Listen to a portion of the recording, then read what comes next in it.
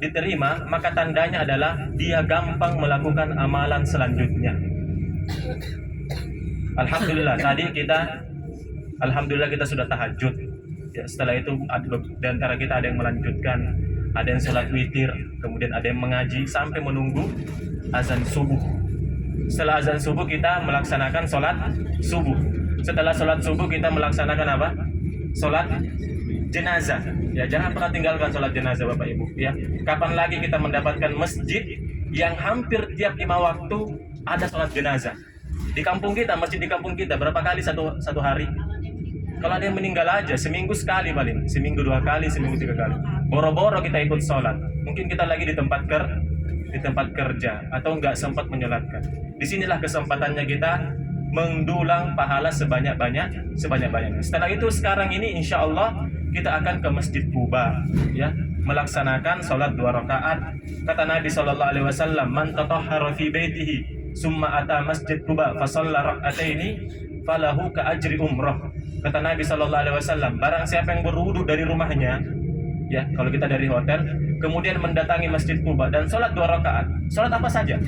Sholat tahiyatul masjid, sholat duha. Sekarang sudah masuk waktu duha juga karena sudah terbit matahari hampir 15 menitan yang lalu.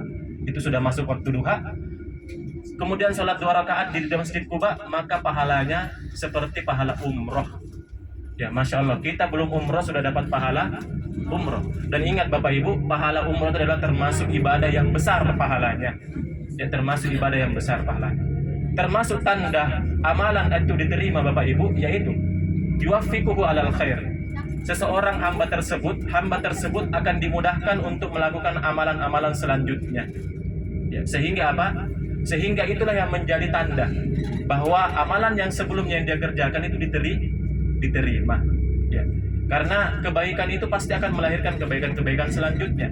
Sama juga dengan keburukan. Kalau kita terlalu kontinu, ya nauzubillah, sering melakukan keburukan. Kalau kita selalu melakukan keburukan, maka hati kita akan menjadi keras.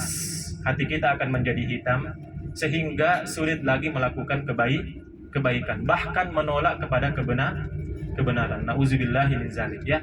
Jadi Nabi SAW ketika membangun Masjid Quba, beliau membangun dengan tangannya sendiri, dibantu dengan para sahabatnya. Dalam riwayat disebutkan beliau tinggal di sini sampai 4 hari. Ya, sampai 4 hari beliau tinggal di sini. Karena diriwayatkan beliau datang ke sini sampai hari Senin, kemudian di hari Jumatnya beliau pergi, ya, dan melaksanakan sholat Jumat. Makanya di dekat-dekat Masjid Quba itu ada namanya Masjid Jum'ah. Ya, Masjid Jum'ah ini diriwayatkan di situ bahwa awwalu Jum'atin uqima fiha, yaitu Masjid Jumat tersebut adalah tempat di mana Nabi SAW melaksanakan sholat Jumat pertama kali bersama kaum muslimin yang ada di kota Madinah. Nah, kita tahu Bapak Ibu, fungsi masjid zaman dahulu itu tidak seperti dengan sekarang. Ya.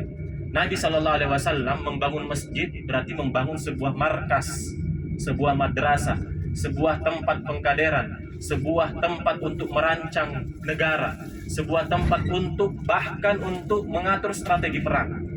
Termasuk Nabi SAW menerima beberapa tamunya itu di masjid. Jadi itulah fungsi masjid sebenarnya Bapak Ibu. Ya. Jadi kalau kita di kampung kita ada masjid, mari kita makmurkan dengan hal-hal yang lain. Bukan hanya dibuka setiap sholat 5 waktu. Ya, sangat sayang masjid-masjid di Indonesia itu hanya dibuka untuk sholat 5 waktu. Padahal fungsi masjid sebenarnya bisa lebih banyak, lebih dari itu saja.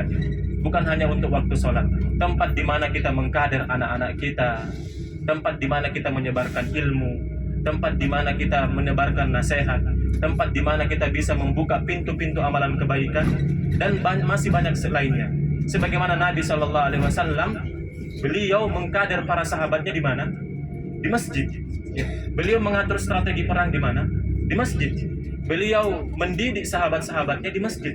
Bahkan ada sahabat yang terkenal dengan Ahlus Suffah, yaitu Ahlus Suffah ini adalah sahabat yang miskin, ya, yang tidak mempunyai rumah sehingga mereka lebih banyak tinggal di masjid. Dan yang paling terkenal dari Ahlus Suffah adalah sahabat Nabi yang paling banyak meriwayatkan hadis, nomor 1, yang paling banyak meriwayatkan hadis, yaitu siapa?